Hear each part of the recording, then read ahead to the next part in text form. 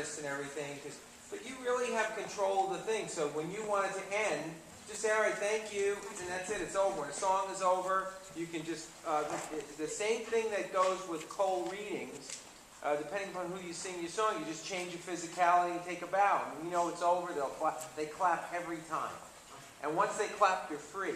Disengage, you wave, and you're gone. Couldn't be more right. All right. I would like you to welcome to the stage, Jonathan.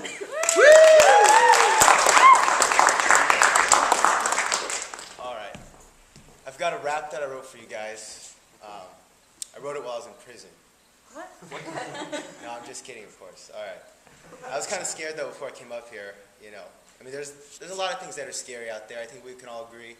Like pretending a pen is a mic. That's kind of a scary thing. But the thing that I was thinking of more was ghosts. I think ghosts are pretty scary.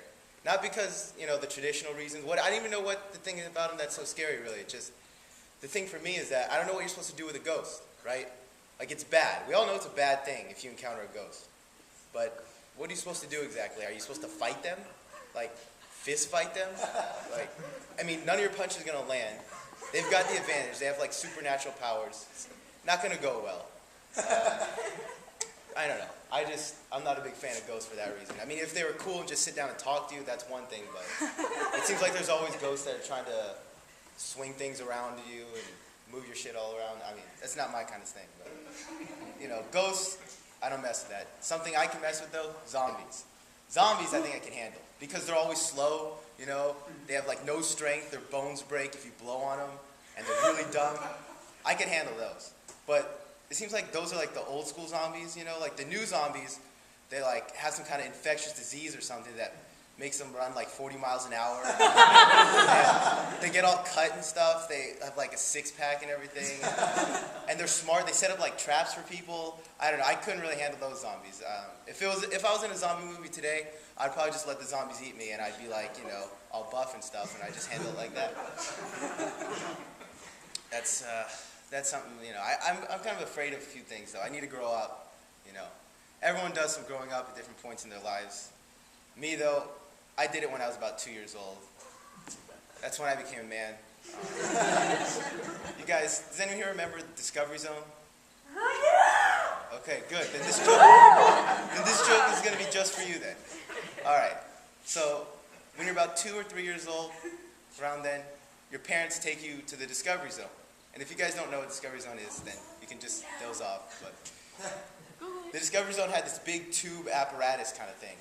If you remember, it was like a huge kind of, it wasn't like an obstacle course thing, but it was just all these like tube things that you crawl through. And it was huge. I don't know if anyone is familiar with this. This is the basis of the whole joke. So, anyway, is it just for you then? Yeah. Okay, fine. Okay, all right. So they take you there and they put you in front of this huge tube apparatus thing.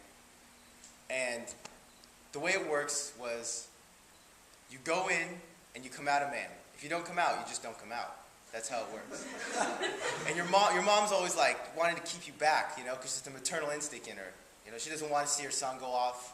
You know, it's the like, keep him at nest kind of thing, you know. But your dad's like, no, you have to go. You have to become a man. You have to do it. So I went in. I didn't want to go in, but I knew I had to. So I get in there. I crawl up, and I instantly think, okay, so how am I going to get out of here? Because that's the first thing you think about. That's all you're supposed to do. And you see other kids crying who've been there the whole 15 minutes.